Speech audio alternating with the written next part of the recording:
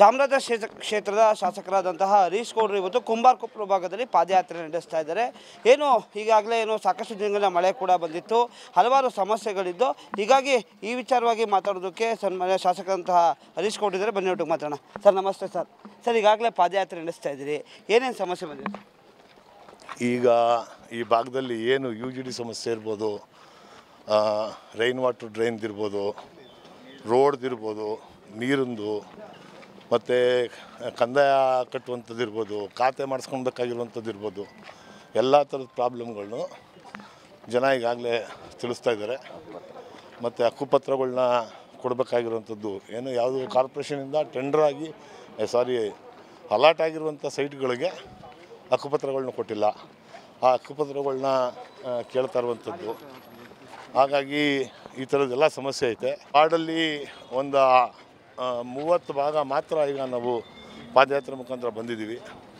ಮತ್ತು ಖಾಲಿ ಸೈಟ್ಗಳನ್ನ ಕ್ಲೀನ್ ಮಾಡಿಸುವಂಥದ್ದು ಇರ್ಬೋದು, ಸ್ಟಾಮ್ ವಾಟರ್ ಡ್ರೈನ್ದು ಸಮಸ್ಯೆಗಳೆಲ್ಲವನ್ನೂ ಪರಿಶೀಲನೆ ಮಾಡಿಬಿಟ್ಟು ಬಂದಿದ್ದೀವಿ. ಸಂಜೆ ತಿರ್ಗಾ 4:15 ಮೇಲೆ ಮತ್ತೆ ಪಾದಯಾತ್ರೆನ ಶುರು ಮಾಡಿ ಮನೆ ಬಾಗಿಲಿಗೆ ಶಾಸಕರನ್ನ ಮನೆ ಬಾಗಿಲಿಗೆ ಹೋಗುವಂಥ ಕೆಲಸ ಆಗಬೇಕು. ನಮ್ಮ ಹತ್ರ ಸಾರ್ವಜನಿಕರು ಬರಬಾರ್ದು, ಅವ್ರ ಆವಲ್ನ ಅವ್ರ ಮನೆಗೇ ಹೋಗಿ ಕೇಳಬೇಕು ಅಂತ ಅಂದ್ಬಿಟ್ಟು ನಾವು ಮನೆಗೆ ಹೋಗುವಂಥ ಕಾರ್ಯಕ್ರಮನ ಹಮ್ಮಿಕೊಂಡಿದ್ದೀವಿ. ನಾವು ಮತ್ತು ನಮ್ಮ ಕಾರ್ಯಕರ್ತರುಗಳು ಎಲ್ಲರೂ. ನನ್ನ ಜೊತೆಗೆ ನಮ್ಮ ಕಾರ್ಪೊರೇಷನ್ ಅಧಿಕಾರಿಗಳಿರ್ಬೋದು, KSRTC ಅವ್ರು ಇರ್ಬೋದು, KPTCL ಅವ್ರು ಇರ್ಬೋದು, ರೆವಿನ್ಯೂ ಅವ್ರು ಇರ್ಬೋದು, ಎಲ್ಲ ಅಧಿಕಾರಿಗಳೂ ನನ್ನ ಜೊತೇಲಿ ಬರ್ತಾಯಿದ್ದಾರೆ. ಅಲ್ಲೇ ಇತ್ಯರ್ಥ ಮಾಡುವಂಥ ಸಮಸ್ಯೆಗಳನ್ನ ಅಲ್ಲೇ ಬಗೆಹರಿಸುವಂಥ ಕೆಲಸನ ಮಾಡ್ತಾಯಿದ್ದೀವಿ. ಏನಾದ್ರು ಟೆಕ್ನಿಕಲಾಗಿ ಪ್ರಾಬ್ಲಮ್ ಇರುವಂಥ ಸಮಸ್ಯೆಗಳನ್ನ ಆಫೀಸ್ಗೆ ಹೋಗಿ ಆಫೀಸಲ್ಲಿ ಬಗೆಹರಿಸುವಂಥ ಕೆಲಸನ ಮಾಡಿಸ್ಕೊಳ್ಬೇಕು ಅಂತ ಅಂದ್ಬಿಟ್ಟು ನಾನು ಮತ್ತು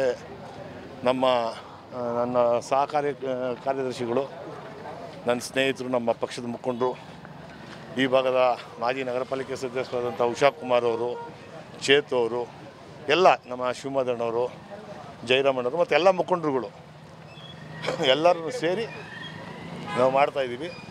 ಇಲ್ಲಿ ನಮ್ಮ ಕಾರ್ಯಕರ್ತರುಗಳಿಗೂ ಕಂಪ್ಲೇಂಟ್ನ ಹೇಳ್ಬೋದು, ಇಲ್ಲಿ ಜನ ಐತಿ ಈ ಥರ ಪ್ರಾಬ್ಲಮ್ ಐತೆ ಅಂತ. ಅದೆಲ್ಲವನ್ನು ಮಾಡಿಸುವಂಥ ಕೆಲಸನ ಮಾಡ್ತಾಯಿದ್ದೀವಿ. ಸರ್ ಈಗಾಗಲೇ ವಾರ್ಡ್ ಮಟ್ಟದಲ್ಲೂ ಕೂಡ ಕಚೇರಿಗಳನ್ನ ಓಪನ್ ಮಾಡಿದ್ರಿ, ಮತ್ತು ಅದ್ರ ಜೊತೆ ಈ ಒಂದು ಪಾದಯಾತ್ರೆ ಉದ್ದೇಶ ಏನು ಅಂತೇಳಿ?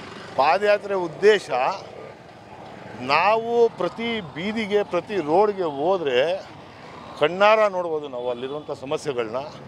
ಅಲ್ಲಿ ನೀರಿನ ಸಮಸ್ಯೆ ಇರ್ಬೋದು, ಇಲ್ಲ UGD ಸಮಸ್ಯೆ ಇರ್ಬೋದು, ಸ್ಟಾಮ್ ವಾಟರ್ ಡ್ರೈನ್ದಿರ್ಬೋದು, ರೈನ್ ವಾಟರ್ ಡ್ರೈನ್ದಿರ್ಬೋದು, ಮತ್ತು ಬೇರೆ ಈಗ ಕಚೇರಿಗೆ ಬರೋಕ್ಕೆ ಆಗದೇ ಇರುವಂಥವ್ರು ಇರ್ತಾರೆ. ಅವ್ರಿಗೆ ಕಚೇರಿಗೆ ಬಂದು ಅಹವಾಲನ್ನು ಕೊಟ್ಟಿದ್ರೂ ಅದಕ್ಕೆ ಪರಿಹಾರ ಸಿಗದೇ ಇರುವಂಥವ್ರು ಇರ್ತಾರೆ. 2-3 ಸಲ ಬಂದು ಬೇಸರ ಆಗಿರುವಂಥವ್ರು, ಏನಪ್ಪ ಹೋದ್ರೂ ಏನೂ ಆಯ್ತಲ್ಲ ಅಂತ ಅನ್ನೋರು ಇರ್ತಾರೆ. ಅಂಥವ್ರಿಗೆ ನಾವು ಅವ್ರ ಮನೆ ಬಾಗಿಲಿಗೆ ಹೋದಾಗ ಅವರು ಅದನ್ನು ನಮಗೆ ತಿಳಿಸ್ತಾರೆ.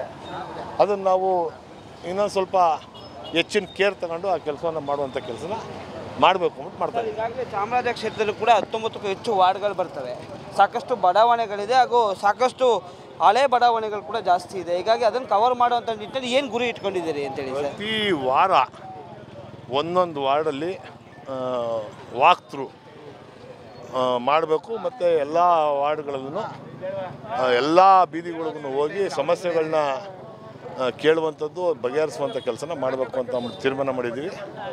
ನಮ್ಮ ಪಕ್ಷದ ನಾಯಕರುಗಳು, ನಮ್ಮ ಪಕ್ಷದ ಮುಖಂಡರುಗಳು, ನಮ್ಮ ಪಕ್ಷದ ಮಾಜಿ ಕಾರ್ಪೊರೇಟರ್ಗಳು, ಮಾಜಿ ಅಧ್ಯಕ್ಷರುಗಳು ಎಲ್ಲರೂ ನಮ್ಮ ಜೊತೆಲಿದ್ದು ಸಾಮರ್ಥ್ಯವನ್ನು ವ್ಯಕ್ತಪಡಿಸಿ ಬರ್ತಾಯಿದ್ದಾರೆ.